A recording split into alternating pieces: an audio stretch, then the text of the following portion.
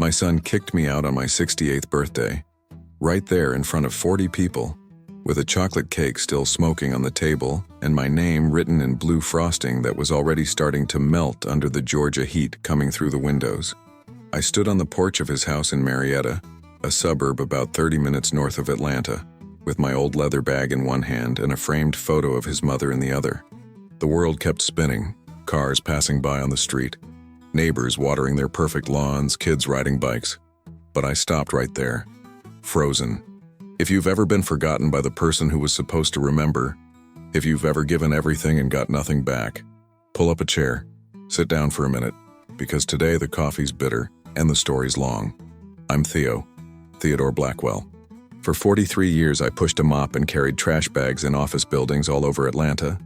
I wore my name on a blue shirt with a patch that said maintenance in yellow thread. People walked past me like I was furniture, like I was part of the wall, invisible. But I didn't mind. I really didn't. I had a reason to wake up at 4:30 every morning. 2 reasons, actually. Camden and Iris, my kids, my whole world. Eleanor, my wife, used to say I worked like a man possessed. Maybe I was. Possessed by love, by duty, by the need to give them what I never had growing up in rural Alabama. She passed 5 years ago. Breast cancer took her in 6 months. Since then, it's just been me, my memories, and a house that feels too big and too empty at the same time. I raised those kids in a small shotgun house in West End, one of Atlanta's oldest black neighborhoods.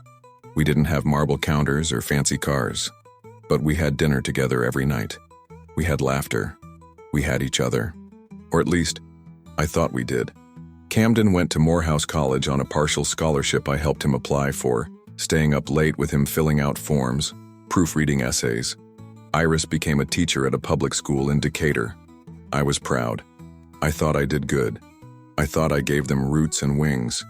But on March 14th, 2022, on a Monday evening that started with hugs and ended with shame, I learned that love doesn't always come back the way you send it out.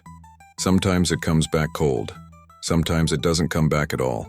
And if you like these stories that hurt but teach, these memories that sit heavy in your chest but make you wiser, go ahead and subscribe to Grandpa's Diaries. I'm always here, every week, waiting with another cup of truth and a story that needs telling. Camden was born on a Tuesday in August 1987. I remember because I worked a double shift that day and got to the hospital just in time to see Eleanor holding this tiny thing wrapped in a blue blanket. He had these big eyes, curious eyes, looking at everything like the world was a puzzle he needed to solve. I fell in love right there. Not the kind of love you have for a woman. Different. Deeper, maybe. The kind that makes you want to be better. I worked 2 jobs back then. Maintenance at a tech company downtown during the day and cleaning offices at night. I'd come home smelling like pine sol and sweat, but Camden would run to the door anyway. "Daddy's home," he'd yell, and Eleanor would smile from the kitchen. Those were good years. Tight years, but good. We ate a lot of beans and rice, a lot of chicken stretched into 3 meals. But we ate together. I taught Camden how to ride a bike on a Saturday morning in the parking lot of our church. He fell 7 times. Skinned his knee, cried a little, but he got back on. Blackwells don't quit, I told him. And he didn't. By noon, he was riding in circles, laughing, wind in his face. I stood there watching, feeling like the richest man in Atlanta. When he was 12, he told me he wanted to be important. Not rich, important. "I want people to know my name, Dad," he said. We were sitting on the porch, drinking sweet tea, watching the sunset turn the sky orange and purple. I didn't know what to say to that. I just nodded. "Then work hard, son, and stay humble. Those 2 things will take you anywhere." He got into Morehouse on partial scholarship. I was so proud I cried. Grown man, 60 years old, crying in the financial aid office. The counselor handed me tissues. Camden looked embarrassed, but I didn't care. My boy was going to college. First one in our family. Eleanor threw a party. The whole neighborhood came. We had fried chicken, collard greens, mac and cheese. Somebody brought a guitar. We sang until midnight. But something changed after Morehouse. Camden got an internship at a big tech firm in Buckhead. Started wearing suits. Started talking different. Using words I didn't understand. Synergy, Optimization, disruption. He'd come home for Sunday dinner, but he'd spend half the time on his phone. "Big deal closing, Dad," he'd say, barely looking up from the screen. When he got hired full-time as a junior analyst, he moved out. Got an apartment in Midtown. Then he met Vanessa at some corporate mixer. She was beautiful, I'll give her that. But cold. The kind of cold that comes from looking down on people. They got married at a country club I'd probably cleaned 20 years earlier. I wore my best suit, the one I bought for Eleanor's funeral. Iris cried during the ceremony. I think she knew something I didn't want to see yet. The first crack came on Thanksgiving, 2019. I brought sweet potato pie, Eleanor's recipe, the one that took me 3 tries to get right after she died. I walked into Camden's new house in Marietta, this big brick thing with columns out front like a plantation, and Vanessa looked at the pie like I'd brought roadkill. "Oh," she said, her voice light and sharp at the same time. "How rustic. We actually hired a pastry chef this year, but thank you, Theodore." She called me Theodore. Not Dad, not Mr. Blackwell. Theodore. Like I was the help. Camden didn't say anything. He was in the living room showing his friends his new Tesla. I heard him laughing, talking about acceleration and autopilot. I stood in that massive kitchen with marble everywhere and stainless steel appliances that probably cost more than my car, holding my pie, feeling smaller than I'd felt in years. Iris came over and took it from me. "I'll eat the whole thing myself, Daddy," she whispered. Hers probably tastes like cardboard anyway. Christmas that year was worse. Camden forgot to pick me up. I waited on my porch for 2 hours in my church clothes, the ones I saved for special occasions. Finally called him. "Oh man, Dad, I'm so sorry," he said. But I could hear people laughing in the background, glasses clinking. "Things got crazy here, can you Uber over?" I didn't have Uber. I barely knew how to use the smartphone Iris bought me. I spent Christmas alone, eating leftover ham and watching old movies. By 2020, the calls stopped coming. I'd phone him on Sundays, our old tradition. It would ring and ring, then go to voicemail. "Hey son, it's Dad. Just checking in. Love you." He'd text back hours later. "Busy. Talk soon." Soon never came. I saw him at Iris's house one Sunday in February. She invited both of us for dinner, trying to keep the family together like her mama used to do. Camden showed up an hour late with Vanessa. They both had that look, that exhausted look rich people get from being too comfortable. He hugged Iris, shook my hand, shook it, like I was a business associate. During dinner, I asked about his work. He sighed like I'd asked him to explain quantum physics to a child. "You wouldn't understand, Dad. It's complex, strategic level stuff." Vanessa smirked into her wine glass. I felt my chest tighten, but I smiled. "Try me," I said. He looked at Vanessa, then back at me. "Maybe another time." After they left, Iris cried in the kitchen. "He's different, Daddy. He's not the same boy." I held her, this beautiful woman who still had her mother's kindness, and I lied. "He's just busy, baby. He'll come around." But I didn't believe it. Something in my son had died, and I didn't know how to bring it back. March 14th, 2022. My 68th birthday. Iris organized a small party at Camden's house. I didn't want anything big, but she insisted. "Family needs to be family, Daddy," she said. So I put on my good slacks and the sweater Iris gave me for Christmas, and I drove to Marietta with a heart full of hope that probably shouldn't have been there. The house was full of people I didn't know. Camden's colleagues from work, all of them young and polished and talking fast about things that sounded important, but meant nothing. Vanessa floated around in a white dress, playing hostess like she was on a reality show. I stood near the bookshelf holding a glass of punch that tasted expensive and wrong. Camden was different that night. I could see it in his eyes. He'd been drinking. Not drunk, but loose. Confident in a mean way. He was talking to a group of men in suits, laughing loud, gesturing with his whiskey glass. I walked over to say hello, to thank him for having me. He looked at me like I'd interrupted something important. "Dad," he said, his voice flat. "Glad you could make it." One of his friends, a white guy with slicked back hair, looked me up and down. "This your father, Cam? Doesn't look like you." They laughed. I didn't understand the joke, but I felt it. Iris brought out the cake around 8. Chocolate, my favorite. She'd written, "Happy Birthday, Theo" in blue frosting. Everyone sang, but it felt hollow, like singing at a funeral. I blew out the candles, made a wish I knew wouldn't come true. People clapped politely, then went back to their conversations. That's when it happened. I was cutting the cake when one of Camden's colleagues, a younger black guy in an expensive suit, asked me what I did for a living. "I'm retired now," I said, "but I worked in maintenance most of my life." He nodded, not really interested. But Camden heard. He was standing a few feet away, and I saw his jaw tighten. "Maintenance," Camden said, loud enough that people turned around. "That's a nice way of saying janitor, right, Dad?" The room got quiet. The kind of quiet that hurts. I looked at him, trying to understand. "Son, what?" He cut me off. "No, let's be honest here.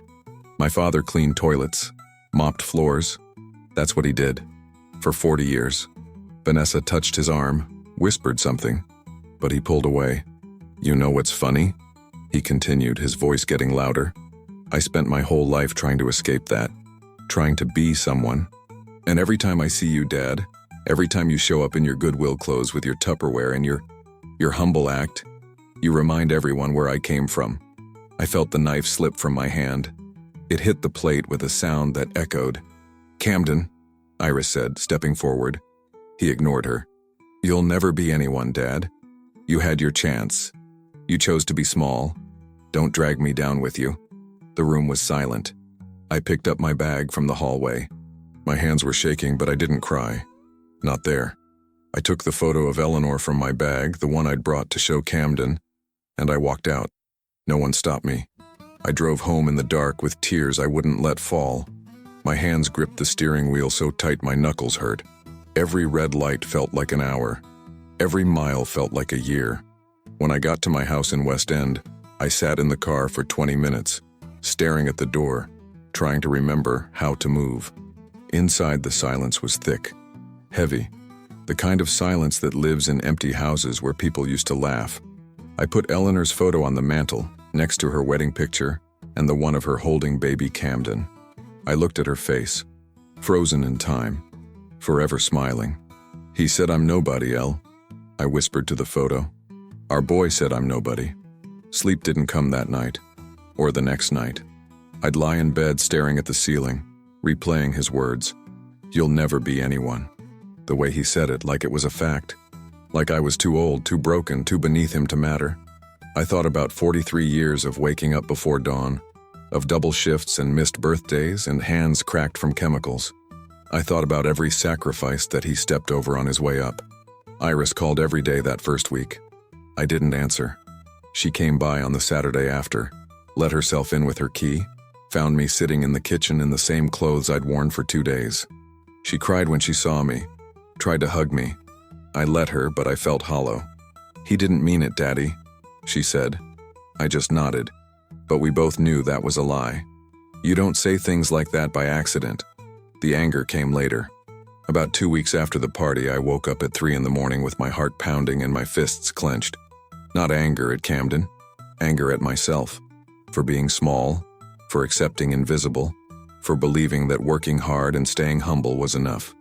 Eleanor used to say I was too soft. "Theo, you let people walk on you," she'd tell me. I'd laugh it off, but maybe she was right.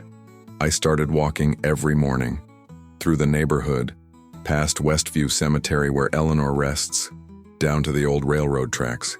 I'd walk for hours thinking, remembering. All those years working in tech buildings I'd watched, I'd listened. While everyone else ignored the janitor, I paid attention.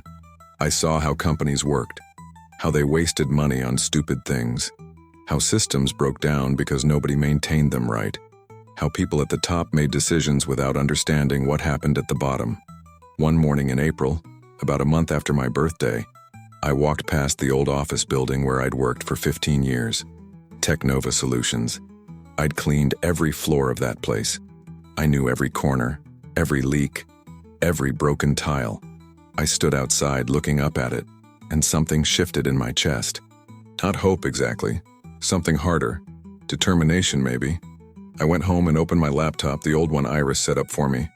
I started researching business licenses, LLCs, operational consulting, I had $40,000 saved, money I'd planned to leave to Camden and Iris. I stared at that number for a long time. Then I made a decision that would change everything. I called Marcus Sterling on a Tuesday morning in May.